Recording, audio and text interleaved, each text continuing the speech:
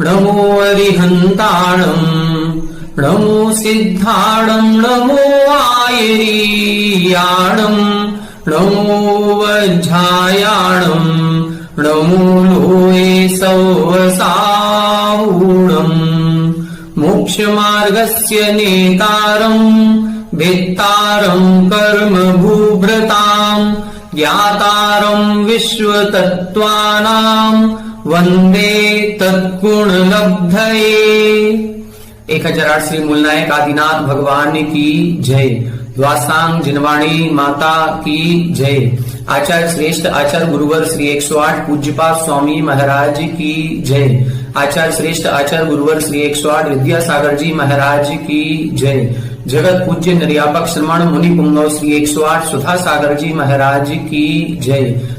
सर्वार्थ सिद्धि ग्रंथराज की इस स्वाध्याय श्रृंखला में हम सभी 6वें अध्याय का स्वाध्याय कर रहे हैं, जिसमें मुख्य रूप से आश्रव तत्व का व्याख्यान किया गया है। ऐसी क्रियाएं बताई जाएंगी जिन क्रियाओं से कर्मों का आश्रव होता है। वह आश्रव 2 प्रकार का बताया था, शुभ आश्रव और अशुभ आश्रव। शुभ योग से शुभ कर्मों का आश्रव होता है और अशुभ योग से अशुभ या पाप कर्मों का आश्रव होता है। शुभ योग किसे कहेंगे, तब इधर इन्होंने बताया था कि जो शुभ परिणामों से निवृत्त होता है उसे शुभ योग कहते हैं, और जो अशुभ परिणामों को लेकर के या अशुभ उद्देश्य को लेकर के कार्य किया जाता है उसे हम अशुभ योग कहते हैं। क्रिया क्या हो रही है इससे फर्क नहीं पड़ता है, किन परिणामों से हो रही है इससे फर्क पड़ता है। तो ये शुभ योग और अशुभ योग को हमें विशेष रूप से ध्यान देना है कि वह शुभ या अशुभ योग जो मन वचन काय की प्रवृत्ति है वो किन परिणामों से किन उद्देश्य को लेकर के हो रही है। इसके बाद आश्रव के 2 भेद बताए थे, सांप्रायिक आश्रव, इरियापथ आश्रव। सांप्रायिक आश्रव 10वें गुण स्थान तक कसाय सहित जीवों के होता है। इरियापथ आश्रव कसाय रहित जीवों के 11वें से 13वें गुण स्थान तक होता है। इसके बाद इन्होंने सांप्रायिक आश्रव के भेद बताए थे, तो 39 भेद किए थे, इंद्रिय, कसाय, अवृत और क्रिया। क्रियाओं का वर्णन अपन ने पूर्व कक्षा में पढ़ा था, जिसमें इन्होंने 25 क्रियाओं की व्याख्या की थी। जो 25 क्रियाएं मुख्य क्रियाएं हैं, इनके भेद, उत्तर भेद, प्रभेद करेंगे तो असंख्यातों क्रियाएं ऐसी होती हैं जिनसे हमें कर्मों का आश्रव होता रहता है। ये क्रियाओं से हम गृहस्थी में रह करके बच नहीं सकते। इनसे यदि बचना है, पूर्ण रूप से इनसे बचने का प्रयास करना है, तो हमें महाव्रतों को अंगीकार करना होगा, गृहस्थी को छोड़ना होगा। तो भी हम ये गारंटी नहीं दे सकते हैं कि मुनिराज भी इन सभी क्रियाओं से बच जाएंगे। क्यों? क्योंकि सांप्रायिक आश्रव 10वें गुण स्थान तक होता है। कुछ क्रियाएं तो गृहस्थी को छोड़ने से बच जाएंगे कि गृहस्थी हमने छोड़ दी, मुनि मार्ग पर आ गए, तो कुछ क्रियाओं से हम बचेंगे।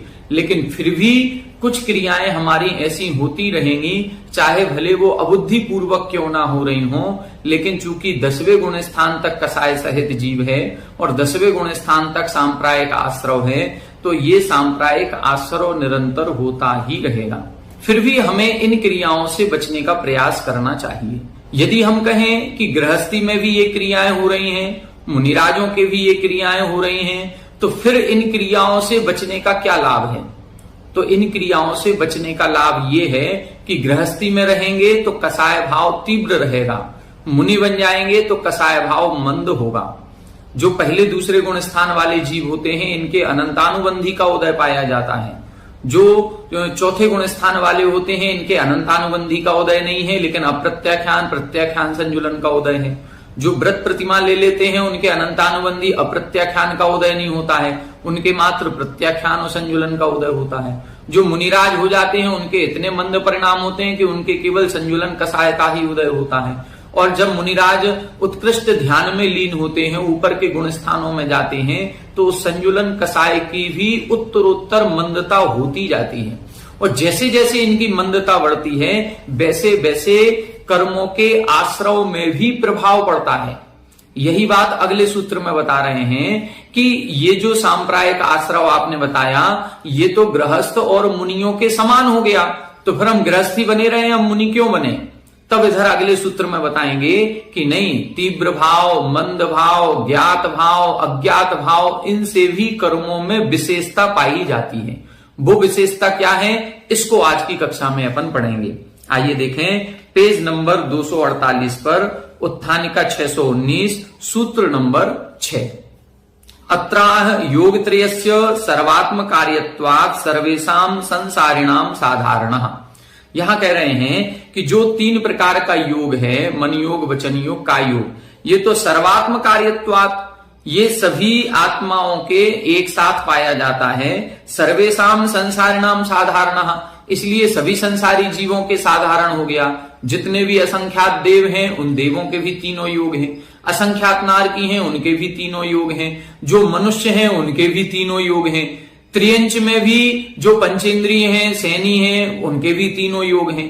तो इतने सारे असंख्यातों जीवों के जब तीनों योग पाए जा रहे हैं, तो फिर क्या उनमें बंध में कोई विशेषता होती है, या सामान्य से बंध भी सबका एक सा होता है?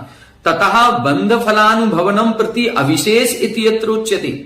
तो क्या फिर उनका जो बंध होता है और फिर उस बंध होने के बाद जो फल मिलता है, उस फल का जो अनुभवन होता है, उसमें भी सबके समानता रहती है या कोई विशेषता पाई जाती है?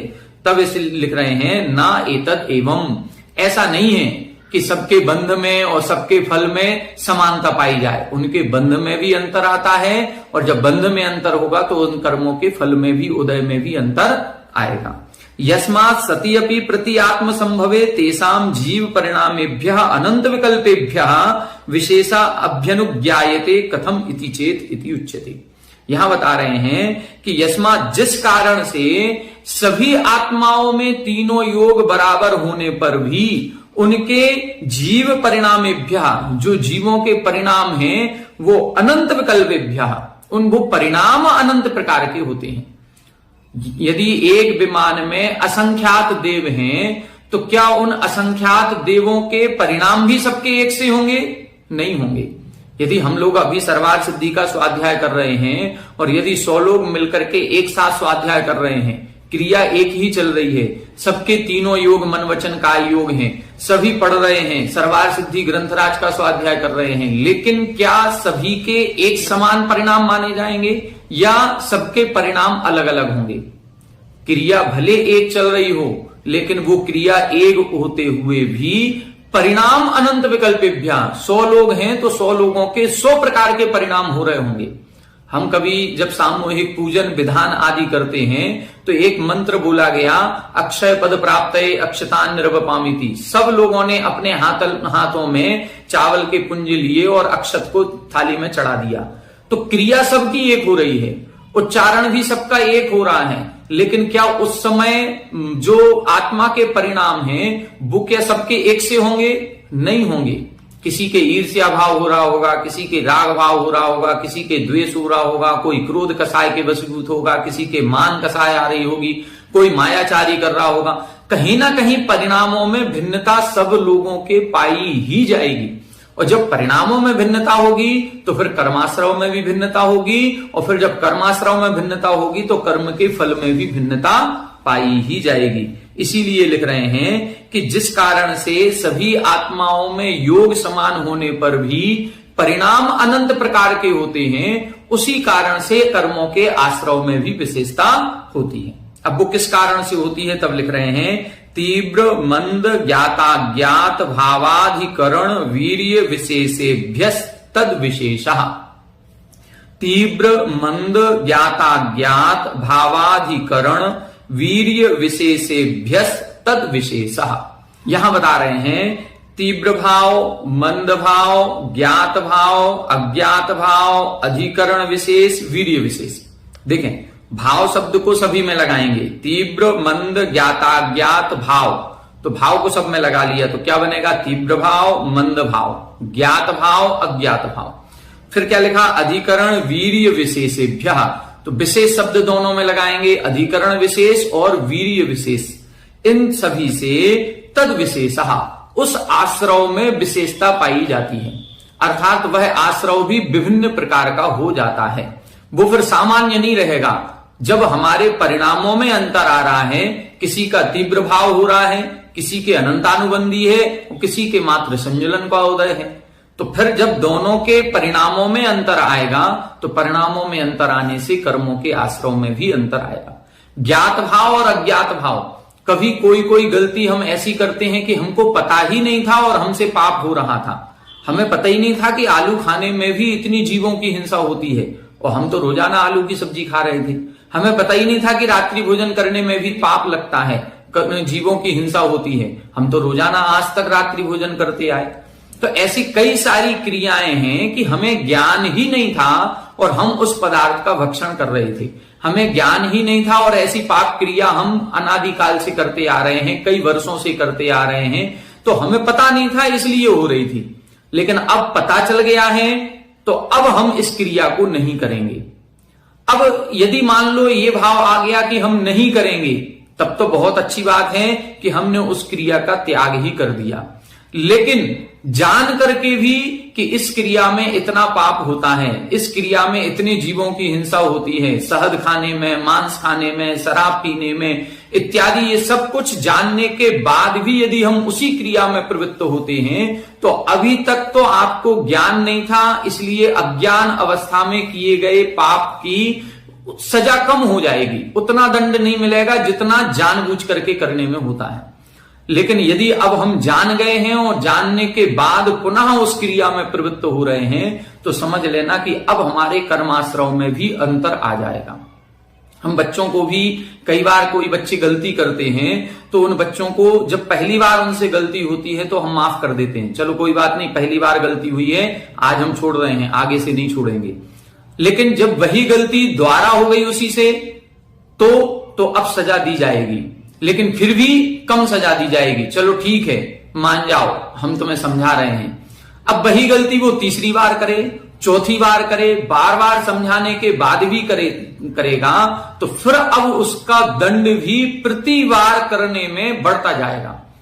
क्यों बढ़ता जा रहा है? क्योंकि उसको बार बार समझाया जा रहा है, बार बार बताया जा रहा है, अब जानबूझ करके उसके द्वारा गलती की जा रही है। अभी तक तो अज्ञान अवस्था में की जा रही थी इसलिए माफ कर दिया जा रहा था, लेकिन अब जब जानबूझ करके करेगा तो फिर अब ज्यादा दोष का भागी हो जाएगा। कई सारी घटनाएं संसार में भी हमें देखने में मिलती हैं, जिन घटनाओं पर या जिन पाप क्रियाओं पर कोर्ट के द्वारा, कानून के द्वारा सजा दी जाती है। ये सजा क्यों दी जाती है? ये सजा उस पापी के लिए नहीं दी जा रही है, ये सजा जो लोग अभी इस पाप से अनजान थे, जिनको ये पता नहीं था कि ये क्रिया भी पाप कहलाती है और वो कर रहे हैं, उनको सचेत करने के लिए ये सजा दी जाती है कि देखो इसने ये जो पाप किया है उसकी सजा इसको ये मिली है। अब वही पाप अब कोई दूसरा व्यक्ति करेगा तो अब उसको और ज्यादा दंड मिलेगा, उसको उसी प्रकार से सजा दी जाएगी, क्योंकि अब वह ज्ञात भाव हो गया। आपको पता था कि एक व्यक्ति इस प्रकार का पाप कर चुका है और उसको इस प्रकार की सजा मिली थी, फिर आपने क्यों की?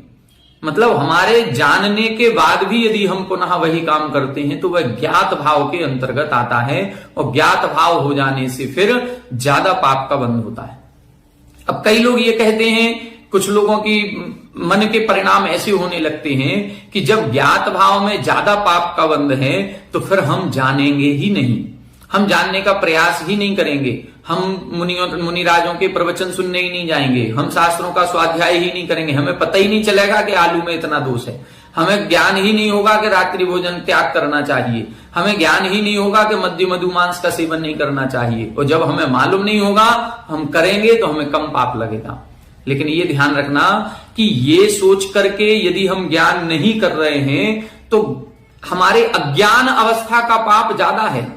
वो जो अज्ञान बना रहेगा वो आज तक हमारी जो जीव की पर्याय है, हम अनादिकाल से इस अज्ञान के कारण ही संसार में घूम रहे हैं। आज हमें यदि किसी पदार्थ का या किसी क्रिया का ज्ञान हो रहा है, भले ही वह हम नहीं छोड़ पा रहे हैं, यदि ज्ञान मात्र हो गया है और हमारे मन में केवल एक भाव आ जाना चाहिए कि हां ये गलत क्रिया है और मैं ये गलत क्रिया कर रहा हूं। पाप को करें, खूब करें, खुल करके करें, लेकिन उस पाप को पाप मान करके करते हैं तो कोई दोष नहीं है। क्यों? क्योंकि हमने उस पाप को पाप मान लिया। किसी गलत क्रिया को कर रहे हैं और उस गलत क्रिया को गलत मान करके यदि हम कर रहे हैं तो वो एक दिन छूट जाएगी, नियम से छूटेगी। लेकिन यदि हम उस गलत क्रिया को गलत मानेंगे ही नहीं तो कभी नहीं छूटेगी, फिर हम इसी अज्ञान अवस्था में बने रहेंगे। इसलिए पदार्थों का, इसीलिए क्रियाओं का ज्ञान करना तो आवश्यक है। ये नहीं सोचें कि हम मुनिराजों के पास जाएंगे ही नहीं, उनके प्रवचन नहीं सुनेंगे, ग्रंथों को नहीं पढ़ेंगे। नहीं, ग्रंथों को पढ़ें, जानें, समझें कि हमारी गलती कहां हो रही है, हमारी किन क्रियाओं में गलत हो रहा है, अपराध हो रहा है, पाप हो रहा है। अब भले उन क्रियाओं को हम नहीं सुधार पा रहे हैं, हमारी मजबूरी है, लेकिन जब हम उन क्रियाओं को करेंगे तो हमें अपने आप ये फीलिंग आना शुरू हो जाएगी कि ये क्रिया हम गलत कर रहे हैं। हमने शास्त्र में पढ़ा था झूठ बोलना पाप होता है और अब हम झूठ बोल रहे हैं दुकान पर बैठ करके। जब हमको ये बार बार पिंच करेंगे, हमें अपने आप में अंदर से ऐसा लगेगा, तो फिर एक ना एक दिन हम उसका रास्ता दूसरा निकालेंगे कि हमारा व्यापार भी हो जाए और हमें झूठ भी ना बोलना पड़े, हमारी गृहस्थी भी चल जाए और हमसे हिंसात्मक कार्य भी ना हो। फिर हम उसका रास्ता निकालेंगे या गृहस्थी को छोड़ने का, संयम के मार्ग पर बढ़ने का प्रयास करेंगे। यदि हमने ये ज्ञान ही नहीं किया तो फिर हमारा जीवन बड़ी मुश्किल से ये मनुष्य पर्याय मिली थी इसी तरह से खो जाएगी जैसी अन्य पर्याय खो रही हैं। अनादिकाल से भ्रमण करते आ रहे थे और अनंत काल तक करते रहेंगे, इसका कोई अंत नहीं होगा। इसलिए अज्ञान भाव और ज्यादा खतरनाक है, क्योंकि वह और संसार में भटकाने वाला है। ज्ञान हो जाने से, ज्ञात भाव हो जाने से यदि हम नहीं क्रिया को छोड़ पा रहे हैं तो दंड मिलेगा, लेकिन ज्ञान हो जाने से एक ना एक दिन उसका संस्कार ऐसा होगा कि हम उसको छोड़ देंगे और इस संसार से तर जाएंगे। लेकिन यदि अज्ञान बना रहा तो और ज्यादा खतरनाक है। इसलिए ज्ञात भाव भले ही खतरनाक है लेकिन बहुत अच्छा है, ज्ञान कर लेना चाहिए कि हमारी किन क्रियाओं में कितना दोष हो रहा है। तो तीव्र भाव, मंद भाव, ज्ञात भाव, अज्ञात भाव। फिर अधिकरण विशेष। अधिकरण विशेष का मतलब होता है आधार विशेष। जो भी हम क्रियाएं करते हैं उनमें दो प्रकार का आधार होता है। कभी जीव के निमित्त से हमारे परिणाम ऐसे बनते हैं, कभी अजीव के निमित्त से बनते हैं। इसका वर्णन आगे के 2-3 सूत्रों में आएगा, जीवाधिकरण और अजीवाधिकरण। तो अधिकरण दो प्रकार का। कई बार हमारे स्वयं के परिणाम क्रोध के हो जाएंगे, किसी जीवित व्यक्ति को देख करके, किसी अपने पत्नी को देख करके, बेटे को देख करके, उनकी क्रियाओं को देख करके क्रोध भाव आएगा। और कई बार किसी जीवित व्यक्ति को नहीं देख रहे हैं, हम किसी अजीब पदार्थ को देख रहे हैं और अजीब पदार्थ को देखते ही गुस्सा आ जाएगी, ये चेयर यहां क्यों रखी है, हमने सुबह बोला था कि यहां नहीं रखना है, इसको वहां रखना है, ये यहां फिर रखी है। अब उस चेयर को वहां रखे हुए देख करके और आपको क्रोध भाव आ गया, तो ये अजीवाधिकरण के अंतर्गत आएगा, क्योंकि अजीब पदार्थ को आधार बना करके हमारे मन के भाव विकृत हो गए, हमारे मन के परिणाम विचलित हो गए, हम कसाय से सहित हो गए, तो ये अजीवाधिकरण के अंतर्गत आएगा। कई बार हमारे स्वयं के भाव होते हैं, कभी क्रोध रूप, कभी मान रूप, कभी माया रूप, वो जीवाधिकरण के अंतर्गत आएगा। इन सबकी विशेषता आगे के सूत्रों में आएगी। वीर्य विशेष का क्या मतलब है? शक्ति विशेष।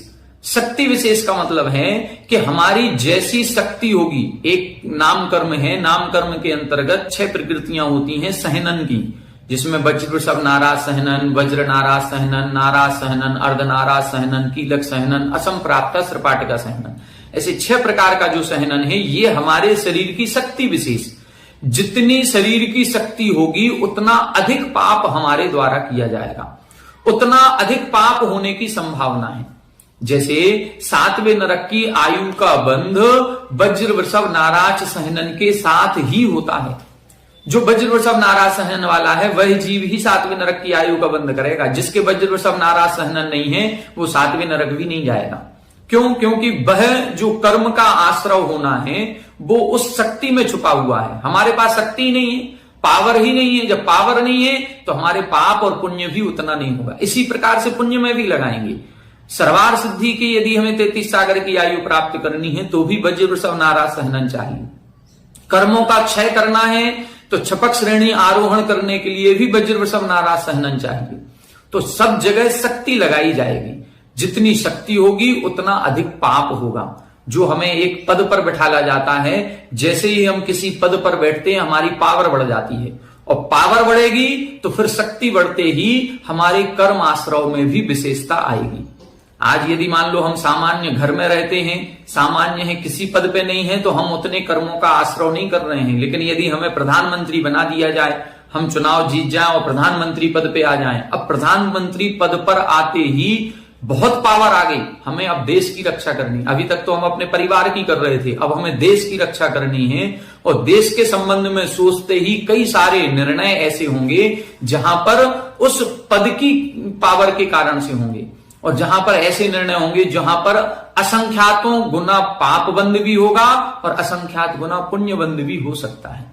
तो अब हम जिस पद पे जाएंगे, जैसी पावर हमारी होगी, इसको उसके अनुसार हमारे कर्म आश्रव पर भी प्रभाव पड़ेगा। आज वर्तमान में अंतिम 3 सहनन कहे जाते हैं, क्योंकि वर्तमान में अंतिम 3 सहनन है। जो अंतिम 3 सहनन वाले हैं वो ज्यादा से ज्यादा यदि नरक जाएंगे तो 5वें नरक जा सकते हैं, इससे नीचे नहीं जा सकते, इतना पाप ही नहीं करेंगे, शरीर में शक्ति ही नहीं है। इसी प्रकार से ऊपर जाएंगे तो 12वें स्वर्ग के ऊपर नहीं जा पाएंगे। लेकिन वर्तमान में जो अंतिम 3 सहनन कहे गए हैं, हम सभी जो मनुष्य हैं उनके अंतिम सहनन ही लगता है असम प्राप्ता सृपाट का सहनन। और यदि अंतिम सहनन मात्र है तो फिर हम तीसरे नरक से भी नीचे नहीं जा पाएंगे। इतने पाप नहीं है कि हम तीसरे नरक से नीचे जा सकें, और ऊपर की ओर दृष्टि लगाएंगे तो 8वें स्वर्ग से ऊपर नहीं जा पाएंगे। तो ये वीर्य विशेष कहलाता है। इस कारण से कर्मों में आश्रव होता है। तीव्र भाव, मंद भाव, ज्ञात भाव, अज्ञात भाव, अधिकरण विशेष और वीर्य विशेष। देखें 620 टीका। बाह्याभ्यंतर हेतु उदीर्ण वसात उद्रिक्ता परिणाम तीव्र। तीव्र परिणाम किसे कहते हैं? बाह्य और अभ्यंतर हेतु दोनों निमित्त चाहिए, बाह्य निमित्त चाहिए और अभ्यंतर निमित्त। अभ्यंतर में कर्मों का उदय, बाह्य में वैसा निमित्त मिल जाए, दोनों निमित्त मिलते ही उदीर्ण वसात, कर्मों की जो उदीर्णा होती है, उस उदीर्णा में जो परिणाम बनते हैं उसे हम तीव्र भाव कहते हैं। तीव्र भाव का मतलब क्या है? कर्म की उदीर्णा होना। उदीर्णा उसे कहते हैं जो कर्म अभी उदय में आने वाला नहीं था। हमने कोई 100 वर्ष का कर्म बांधा है तो कुछ कर्म प्रदेश तो कल से ही उदय में आना शुरू होंगे, और कुछ प्रदेश 100वें वर्ष में उदय में आएंगे। तो जो 100वें वर्ष में उदय में आने थे, ऐसा निमित्त मिला कि वो जो 100वें वर्ष में कर्म उदय में आना था वो आज ही उदय में आ गया। इसको बोलते हैं उदीर्णा। जो कर्म अभी उदय प्राप्त नहीं था उसका भी उदय में आ जाना और फल दे देना, उसको उदीर्णा कहते हैं। तो जब कर्मों की उदीर्णा होती है तो हमारे परिणाम तीव्र होते हैं।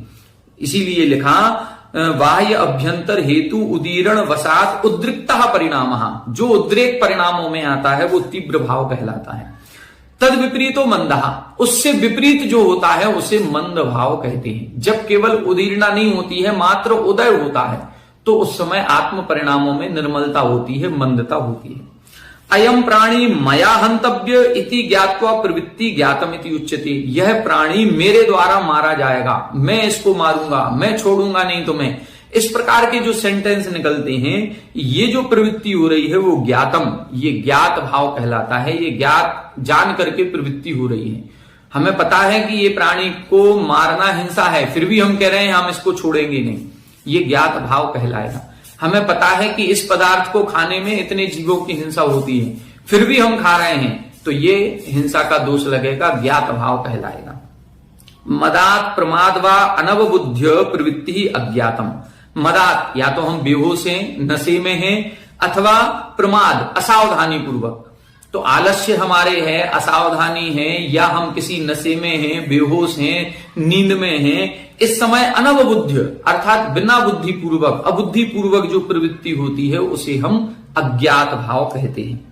अधिक्रियन्ते अस्मिन् अर्था इति अधिकरणम द्रव्यम इत्यर्थः। अधिक्रियते अस्मिन् इति अर्थः, जो अर्थ यानी पदार्थ हैं वो जिसमें पाए जाते हैं उसको हम अधिकरण कहते हैं। तो अधिकरण से इधर क्या लेना है? द्रव्यम इत्यर्थः। अधिकरण का मतलब है द्रव्य।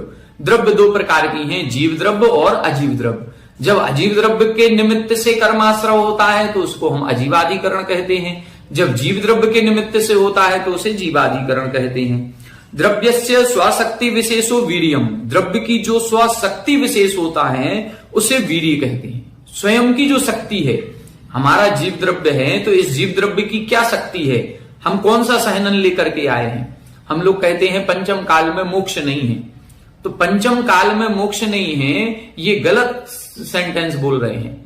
मोक्ष जाना कभी काल बाधक हो ही नहीं सकता कि मोक्ष जाने में बाधक है काल। कल तक चौथा काल था तो कल तक मोक्ष जा सकते थे, आज पंचम काल लग गया तो आज हम मोक्ष नहीं जा पाएंगे, ऐसा नहीं है। मोक्ष जाने में बाधक है हमारा हीन कर्म, जो हमारा पुण्य कर्म है। हम सब हीन पुण्य वाले हैं। हीन पुण्य वाले मोक्ष जाने के लिए हमने बताया वज्र वृषभ नाराज सहनन होना आवश्यक है, वो शक्ति होनी चाहिए शरीर में। लेकिन हम सब लोग जो आज पंचम काल में पैदा हुए हैं, जन्म लिए हैं, उत्पन्न हुए हैं, हम सबके अंतिम 3 सहनन है।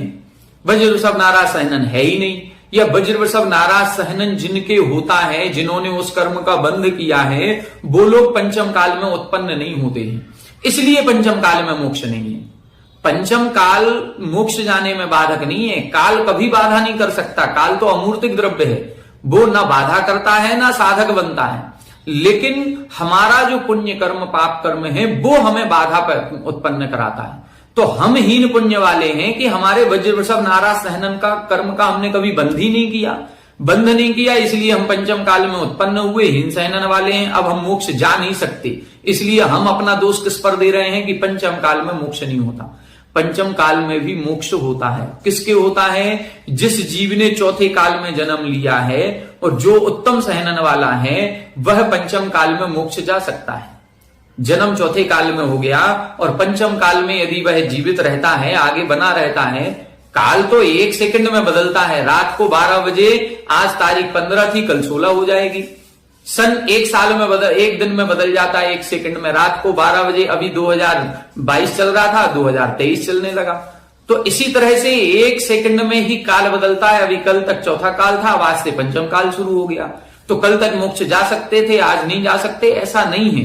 चौथे काल में जो जीव उत्पन्न हुए हैं, जो उत्कृष्ट पुण्य वाले हैं, जिन्होंने वज्र वृषभ नाराज सहनन कर्म का बंध किया हुआ है, वो जीव पंचम काल में मोक्ष जा सकते हैं। तो पंचम काल बाधा नहीं है मोक्ष जाने में, हमारा हीन पुण्य कर्म बाधा है, वो है शक्ति विशेष। उसी की बात इधर कर रहे हैं। द्रव्यस्य स्वशक्ति विशेष वीर्यम, द्रव्य की स्वयं की जो शक्ति विशेष होती है उसे वीर्य कहते हैं। भाव शब्द प्रत्येकम परिसमाप्यते, भाव शब्द सभी में लगाना है। तीव्र भावो मंद भाव इत्यादि, तो तीव्र भाव, मंद भाव, ज्ञात भाव, अज्ञात भाव, इस तरह से। एतेभ्यः तस्य आश्रवस्य विशेषो भवति, एतेभ्यः अर्थात इन सभी के द्वारा तस्य आश्रवस्य, उस कर्म के आश्रव में विशेषता पाई जाती है। कारण भेदात ही कार्य भेद इति, क्योंकि कारण जैसा होगा वैसा ही कार्य होता है। कारण के अनुसार ही कार्य में प्रवृत्ति होती है। यदि हमारा बीज खोटा है तो फसल खोटी आएगी, बीज चोखा है तो फसल चोखी आएगी। तो बीज से ही तो फसल आनी है। तो हमारे कारण जैसा होगा, हमारी शक्ति जैसी होगी, वैसा हम कर्म का बंध करेंगे। इस प्रकार से हमें लगाना चाहिए। आगे देखें, अत्राह अधिकरणम उक्तम तत्स्वरूपम अनिर्ज्ञातम अतः तत् उच्यताम इति। यहां बता रहे हैं अत्राह अधिकरणम उक्तम, अधिकरण का वर्णन कर दिया। तत्स्वरूपम अनिर्ज्ञातम, लेकिन उसका स्वरूप अभी हमें ज्ञान नहीं है कि अधिकरण क्या कहलाता है। अतः तत् उच्यताम, अब अधिकरण के बारे में बताना चाहिए। तत्र भेद प्रतिपादन द्वारेण अधिकरण स्वरूपम निर्ज्ञानार्थम आह। तो अब अधिकरण के बारे में बताना है, तो अधिकरण के भेद बताते हुए उस अधिकरण के स्वरूप का वर्णन कर रहे हैं। अधिकरणम जीवा जीवाह, अधिकरणम जीवा जीवाह, यहां बता रहे हैं अधिकरण 2 प्रकार का होता है, जीव और अजीव। मतलब जीव के निमित्त से यदि कर्मों का आश्रय हो रहा है तो उसे जीवाधिकरण कहेंगे। अजीव के निमित्त से जब कर्माश्रय होता है तो उसे हम अजीवाधिकरण कहते हैं। 622 उक्त लक्षणा जीवा जीवाह, जीव और अजीव इन दोनों का लक्षण हम पहले कह चुके हैं। जीव का लक्षण दूसरे अध्याय में पढ़ा था, उपयोग लक्षणम, और अजीव का लक्षण कहां पढ़ा था? 5वें अध्याय में पूरा अजीव तत्व का व्याख्यान किया था। जिसमें उधर इन्होंने बताया था अजीब काया धर्मा धर्माकाश पुद्गला, वहां अजीब शब्द का व्याख्यान किया था। तो उक्त लक्षणा जीवा जीवा, जीव और अजीब का लक्षण हम पहले बता चुके हैं। यदि उक्त लक्षणा पुनर्वचनम किमर्थम, अब प्रश्न कर रहे हैं कि यदि आप जीव और अजीब का वर्णन कर चुके हैं तो फिर से यहां क्यों वर्णन कर रहे हो, फिर अब दोबारा वर्णन करने की क्या आवश्यकता है। तब लिख रहे हैं अधिकरण विशेष ज्ञापनार्थम पुनर्वचनम, यहां अधिकरण विशेष का ज्ञान कराने के लिए पुनः हमने जीव और अजीब का वर्णन किया है। वहां जीव अजीब का ज्ञान कराना था इसलिए जीव अजीब का वर्णन किया था, यहां अधिकरण विशेष का ज्ञान कराना है इसलिए पुनः इनका वर्णन किया है। जीवा जीवा अधिकरणम इति अयम विशेषो ज्ञापयितव्य इति, कि अधिकरण जो है वो दो प्रकार का है, जीवाधिकरण और अजीवाधिकरण। ये विशेषता बताने के लिए हमने यहां द्वारा वर्णन किया है। कहा पुनः असौ, ये दोनों क्या कहलाते हैं, इनसे क्या अर्थ लगाना है। तब लिख रहे हैं हिंसादि उपकरण भाव इति, इनसे अर्थ लगाना है हिंसादि के जो उपकरण भाव हैं, ये भाव या तो स्वयं से उत्पन्न होते हैं अथवा किसी निमित्त विशेष को पाकर के होते हैं। यदि किसी निमित्त विशेष को पाकर के हो रहे हैं तो वो अजीवाधिकरण है, यदि स्वयं से हो रहे हैं तो वो जीवाधिकरण की श्रेणी में आएंगे। स्यात् एतन् मूल पदार्थयोः द्वित्वात् जीवा जीवौ इति द्विवचनम न्याय प्राप्तम इति तन्न पर्यायाणाम अधिकरणत्वात्। यहां प्रश्न कर रहे हैं कि सूत्र में आपने लिखा अधिकरणम जीवा जीवाः, ये बहुवचन में लिखा है और जबकि अधिकरण दो हैं, जीव अधिकरण और अजीव अधिकरण जब दो हैं तो आपने बहुवचन क्यों लिखा, फिर आपको द्विवचन में प्रयोग करना चाहिए था। आप सूत्र बनाते अधिकरणम जीवा जीवौ, तो जीवा जीवौ द्विवचन में प्रयोग करते, आपने यहां पर बहुवचन क्यों लिखा। क्या लिखा, स्यात् एतन् मूल पदार्थयोः द्वित्वात्, जो मूल पदार्थ हैं वो दो हैं, जीव और अजीव, जीवा जीवौ इति, तो द्विवचनम न्याय प्राप्तम, यहां द्विवचन का प्रयोग करना चाहिए। तब लिख रहे हैं तन्न, ऐसा नहीं है, हमने बहुवचन का प्रयोग किया है। क्यों किया है, पर्यायाणाम अधिकरणत्वात्, क्योंकि हम इधर द्रव्य को आधार नहीं बना रहे हैं, हम द्रव्य की पर्यायों को आधार बना रहे हैं। ये जीव और अजीव द्रव्य नहीं, इन जीव और अजीव द्रव्य की जो अनंत पर्याय हैं उन पर्यायों को आधार बना रहे हैं। इसलिए एन केंचित पर्यायेण विशिष्टम द्रव्यम अधिकरणम ना सामान्यम इति बहुवचनम कृतम। यहां पर जो भी द्रव्य हम ले रहे हैं वो किसी पर्याय से युक्त द्रव्य को ले रहे हैं। यदि हम अपने आप को ले रहे हैं तो ये द्रव्य की एक पर्याय है, तो इस पर्याय विशेष को ले रहे हैं। यदि हमने चेयर शब्द बोला था तो चेयर भी एक पुद्गल द्रव्य की पर्याय है, तो किसी न किसी पर्याय विशेष को हम ग्रहण कर रहे हैं। और ऐसी पर्याय कितनी होती हैं, अनंत पर्याय होती हैं। तो फिर जीवाधिकरण कितना हो गया, अनंत, अजीवाधिकरण कितना हो गया, अनंत। इस कारण से यहां पर हमने बहुवचनम कृतम, यहां बहुवचन का प्रयोग किया है। जीवा जीवा अधिकरणम कस्य, ये जीव और अजीव हैं, ये अधिकरण किसके हैं। तब लिख रहे हैं आश्रवस्य इति, ये आश्रव के भेद कहलाते हैं। जीवाधिकरण और अजीवाधिकरण से आश्रव में विशेषता आती है। अर्थवशात अभिसंबंधो भवति, अर्थवशात अर्थ के कारण से ऐसा संबंध लगा लेना चाहिए। कैसा संबंध लगा लेना चाहिए, अधिकरण का अर्थ होता है आधार, और अधिकरण अर्थ में सप्तमी विभक्ति का प्रयोग किया जाता है, जिसमें कमरे में, छत पर, इस प्रकार का जब प्रयोग होता है तो अधिकरण का प्रयोग किया जाता है सप्तमी विभक्ति। और आप इधर कर रहे हैं किसके हैं, तो आश्रवस्य, इधर षष्ठी विभक्ति का प्रयोग कर रहे हो। अधिकरण में षष्ठी विभक्ति नहीं होती है, तब इधर लिख रहे हैं अर्थवशात अभिसंबंध्यते, अर्थात अर्थ के कारण से ऐसा संबंध बनाना है कि जब कर्म का आश्रव जीवाधिकरण के निमित्त से होता है तो उसे जीवाधिकरण कहते हैं, और जब अजीव के निमित्त से होता है तो अजीवाधिकरण कहते हैं। तो जीव के निमित्त से, इसलिए अधिकरण में हमने आश्रव शब्द को लगाया है, षष्ठी विभक्ति लगाई है। तो इस प्रकार से ये दो भेद यहां पर बता दिए। अब इन दोनों का विशेष व्याख्यान आगे प्रारंभ होगा, जिसमें जीवाधिकरण के 108 भेद होते हैं और अजीवाधिकरण के 11 भेद होते हैं। तो अब ये जीवाधिकरण के 108 भेद कौन से हैं, इसको अपन कल की कक्षा में पढ़ेंगे। ये ही वो 108 भेद हैं जिनसे कर्मों का विशेष आश्रव होता रहता है। हम लोग जो जाप देते हैं और जाप देते समय 108 बार नमोकार मंत्र या किसी भी मंत्र का जाप करते हैं, वो इसीलिए करते हैं कि कर्म आने के 108 द्वार हैं। तो कम से कम एक आश्रव के द्वार के प्रति, उसको बंद करने के प्रति, या उसमें जो आश्रव हुआ है उसके प्रायश्चित्त के रूप में कम से कम एक बार तो हम मंत्र का जाप करें। इसीलिए 108 कर्माश्रव के द्वार हैं, तो हम 108 बार मंत्र का जाप करते हैं। माला में 108 इसीलिए मोती होते हैं या दाने होते हैं, या हम 108 बार मंत्र का जाप करते हैं। तो ये 108 द्वार कौन से होते हैं, कैसे परिणाम हमारे 108 प्रकार के बनते हैं, इसको हम कल की कक्षा में समझेंगे।